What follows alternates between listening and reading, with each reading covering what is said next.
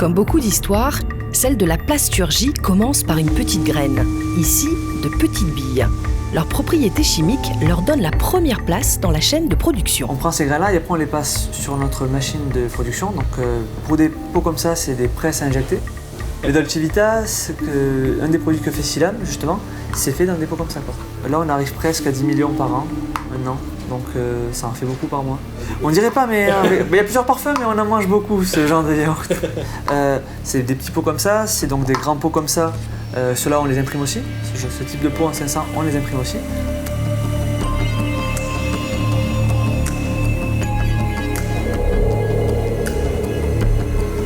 Injecter une matière liquide dans un moule pour fabriquer ses contenants en maîtrisant jusqu'à l'impression de la marque, un quotidien pour la Sodico. Mais ce n'est pas la seule technologie employée. L'autre technologie qu'on peut mettre en œuvre à la Sodico, c'est le thermoformage. Donc ça va être des pots comme ça. Alors ça, c'est une grosse barquette de frites qui fait à partir d'une bande toute large que l'on vient chauffer et déformer. Pour des produits comme les yaourts traditionnels qui demandent un process particulier, la Sodico laisse le soin à la Silam de produire ces pots vides en leur fournissant directement des rouleaux. Une telle industrie à La Réunion demande un savoir-faire particulier. En effet, les fournisseurs de matières premières et de pièces détachées des machines sont en Europe. Malgré tout, le groupe Silam a une responsabilité à La Réunion et ça, l'équipe l'a compris. Nous, ce qu'on fait ici, c'est quelque chose de pérenne en fait.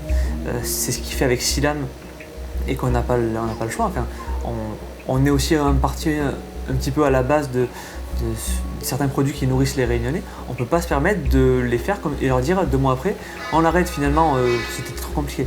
Quand on fait quelque chose, on y réfléchit avant, on le fait et on le fait tout le temps.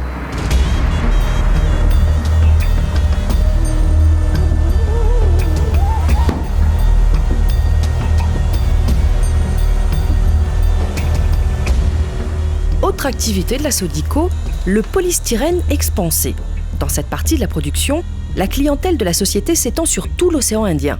Objectif, offrir une large gamme de produits dans l'isolation thermique et phonique. Les différents produits qui découlent des blocs de polystyrène, donc on va découper ces blocs de polystyrène, donc soit pour faire des feuilles de polystyrène. Des feuilles vendues en tant que telles, mais également utilisées pour produire le Dicopan, un des produits phares de la Sodico, une plaque de polystyrène associée à une plaque de plâtre destinée au revêtement mural.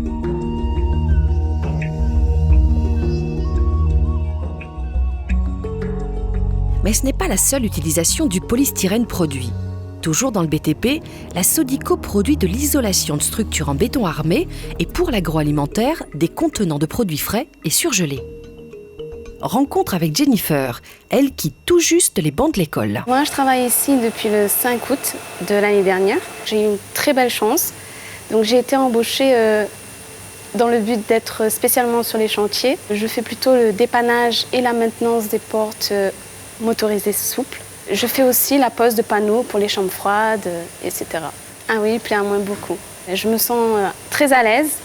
Il y a des personnes autour de vous qui ont envie de donner, qui ont envie d'apprendre. Et c'est ça que je trouve très enrichissant. Donc ici, je m'épanouis pleinement et j'apprends beaucoup de choses et ça me plaît.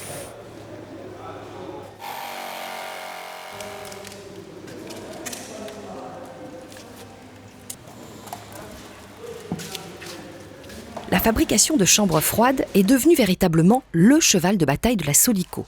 Depuis la construction jusqu'à l'installation, les équipes de Frédéric Griot maîtrisent la chaîne de production. Je suis à l'origine directeur d'usine, plus spécialement chargé du suivi, du bon déroulement des travaux de chantier.